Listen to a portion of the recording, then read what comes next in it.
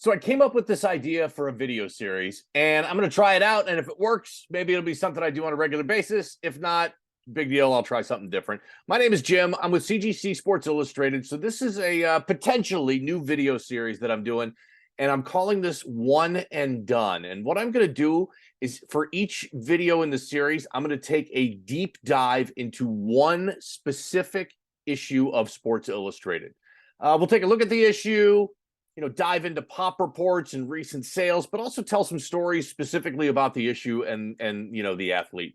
And whenever I try something out new, I'm a firm believer, and you should always put your best, most interesting ideas first, and that's what I've done here. So we're going to be talking about a big dog today. All-time grail, quite possibly the most collectible issue in the entire hobby. It's the 56 Mickey Mantle first cover. So here it is. Absolutely gorgeous and beautiful. This one came out on June 18th, 1956. It is Sports Illustrated Volume 4, issue number 25. I mean, this piece has everything you could want in a collectible. Number one, it's freaking Mickey Mantle. Let's start there. And I'm not going to dive into why Mickey Mantle is so collectible. I'm going to assume you're well aware of why Mickey Mantle is so collectible. But I do think there are a couple of fun and interesting Mickey Mantle stories that I always like to talk about.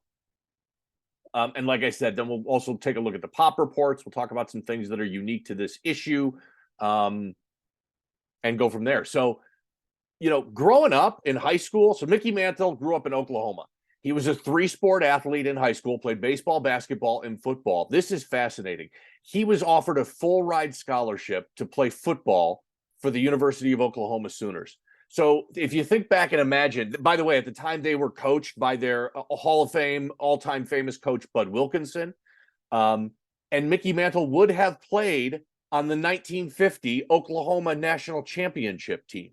So I'm always fascinated as, people make decisions in their lives, especially when they're young, how things could have turned out differently. I mean, he was offered a scholarship to Oklahoma, top program in the country. They won a national championship in 1950.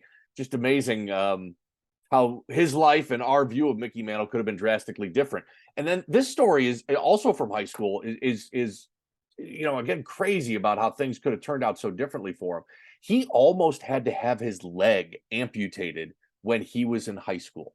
Came down with a nasty infection in his leg. It wouldn't go away. And in fact, the doctors recommended to his parents that they should amputate the leg. They should give them the go-ahead to amputate the leg. Their only other option was to try treating it with this brand new drug. And they weren't sure how it was going to work. It's a brand new drug that's just starting to be used for things like this, called penicillin.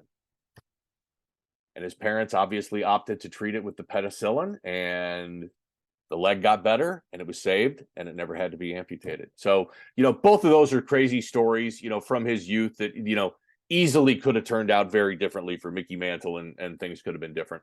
One more Mickey Mantle story, and this one actually just resurfaced again recently. I'm going to show you the auction about it and that sort of stuff. So in 1972, the Yankees, and this is after Mickey Mantle retired, the Yankees were working on putting together a yearbook because it was the 50th anniversary of the franchise. I'll pull it up here too. And so they sent out a questionnaire to a bunch of former players and asked them a bunch of questions so they could include these quotes and things in the yearbook. And one of the questions was, what was an outstanding experience you had at Yankee Stadium? This is not a joke. You can see this here. By the way, this survey that was sent out and Mickey Mantle's handwritten response and signature, all those documents were just up for auction on Leland's at the end of last year, and we'll talk about that in a minute. But again, one of the survey questions was, what was an outstanding experience you had at Yankee Stadium? And if you can see this closely, here's what Mickey Mantle wrote. Quote, I got a blowjob under the right field bleachers by the bullpen. The man's a legend. Come on. Great story. So this letter, the response from Mantle and all these documents just sold in December of 2022 at Leland's auction house for $250,000, and a great freaking Mickey Mantle story. I love that one. Okay, so let's talk into why this issue specifically is so collectible, Mantle aside. So number one, let's take a look at it here. It looks freaking amazing. I've said this before. I'm a huge fan of that very tight, close headshot of the athlete on the cover. I just think it's just an up close, intimate shot, really stunning. And SI used to do this a lot more often back in the day, not so much with modern issues, but here's a couple of examples. So here's one from 1954. This is Y.A. Tittle's first Sports Illustrated cover. Again, he's got his helmet on, super ultra close, tight headshot. I just love that. This issue. This is Yogi Berra's first cover from 1955. Again, really intimate, uptight, close headshot. And then, they do it occasionally here with modern issues. And so this is one right here. This is Aaron Rodgers. This is his first Sports Illustrated cover from 2009. So I think visually, the Mickey Mantle cover is everything that you could want in a superstar Hall of Famer's first cover. And keep in mind, the big stars, they don't all look that good. So here's some examples of some awful first covers. This may be the worst out of all of them. This is Lou Alcindor's first Sports Illustrated cover. Now, as you see this here, you have to keep in mind this is a gatefold, and this image is showing it with it open. So normally everything here and over to the right, after the issue's been graded, you would never see that because that would be folded in. So Lou Alcindor's first cover is actually just the first cover of part of his leg and his hand, and a terrible first cover. This is Bo Jackson's first cover, 1985. Not great. Small picture of Bo when he was in college, sharing the cover with a couple of other guys. Not the best. I've talked about this one before. This is Johnny Bench's first Sports Illustrated cover from 1968. It's okay. He's sharing the cover with a bunch of other rookies. Just not great. You really want that athlete to be prominently featured, just like this, just like Mick. And it looks amazing and fantastic.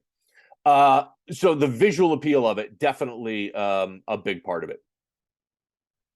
But what is also so cool about this issue is the existence of the Centerfold Variant. And how is it that Mickey Mantle pieces always seem to have some sort of crazy story about them? Of course, there's the famous story about his 1952 Topps rookie card, where tons of those Series 2 sets were literally dumped into the Hudson River in New York because Topps could not give them away and tried for 10 or 15 years to give them away, and they were just sitting in a warehouse, and then they just dumped them in the river. And now there's this crazy Centerfold Variant on his first Sports Illustrated cover. So the vast majority of these issues were produced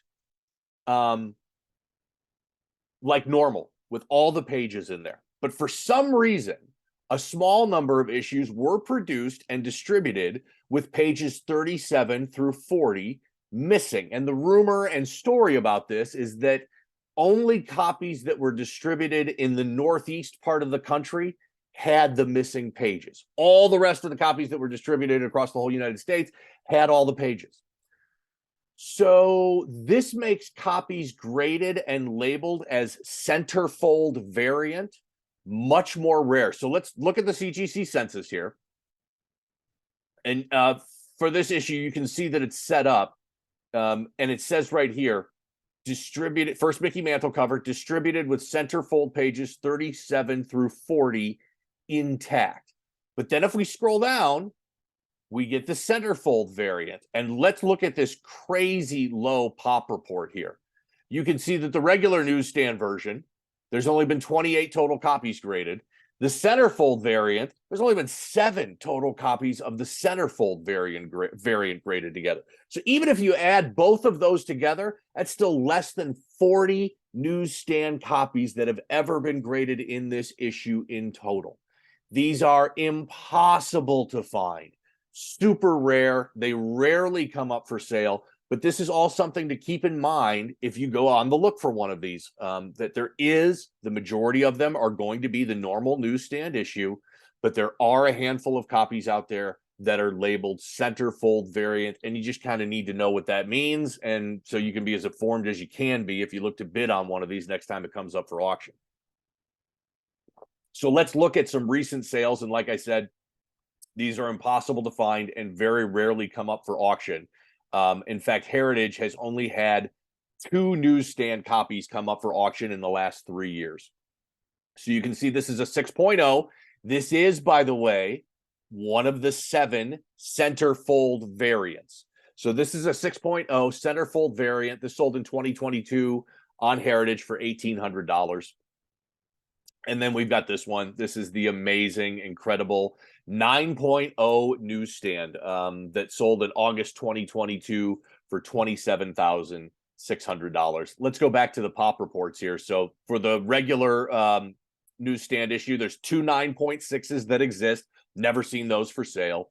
There are 6 9.4s that exist. I've never seen any of those for sale. There's 1 9.2, and then there's that 1 9.0 that we just saw auctioned up at Heritage last year. Now, of the centerfold variants, there's a 9.0, there's an 8.5, 7.0, 2 6.5s, and a 6.0. And this was the 6.0 that we saw that was auctioned off last year on Heritage for $1,800. So that's it for this edition of One and Done. Let me know if you think this is a good idea. And if it is, I'll do some more of these. And let me know if you think this is a terrible idea too. I'm cool with that. Thanks for watching. Appreciate it.